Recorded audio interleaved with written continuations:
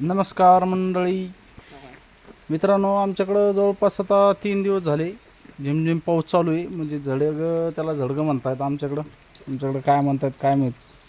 आणि या झडग्याच्या वातावरणामुळं काय व्हायला लागलं मित्रांनो, शेळ्यांना गोचिडाचं प्रमाण जास्त वाढायला लागलं. तर आता तुम्हाला दाखवतो मी आत्ता फवारणी केली बा. फवारणी केली असता मित्रांनो तुम्हाला एक अनुभव सांगतो मी. हे बघा काय एक केवढं टपकळ होते बा. दोन विच्छू या खिंडामधून निघले. त्याच्यामुळं मित्रांनो फवारणी करणं खूप गरजेचं आहे बरं का. तुमच्याकडे गोचिडा असेल नसेल तरी पण 8 दिवसाला 4-5 दिवसाला फवारणी करा शेडमध्ये.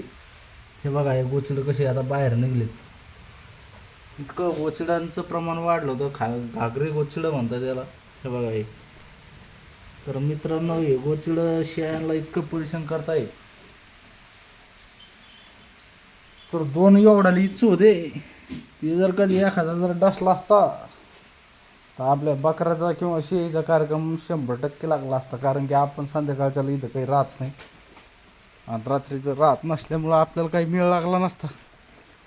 त्याच्यामुळं मित्रांनो जसा वेळ भेटून 4-8 दिवसाला 5 दिवसाला एकदा शेडमध्ये फवारणी करायची म्हणजे करायची. कारण त्याच्यामुळं काय होतं, आपले जनावरं शेप राहतात आणि जनावरांना अशा इचापासून गोचिडापासून विंचू इतका जहरीला असतो.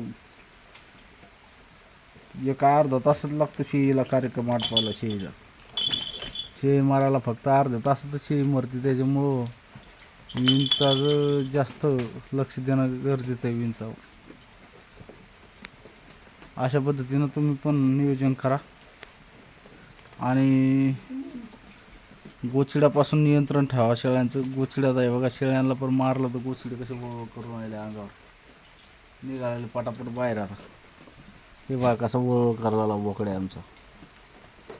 हे यांना पण सगळ्याला औषध हाणलं मी आज. होतं झडगं पण तरी पण हाणलं, म्हणलं लई गोचिडे दिसून राहिले.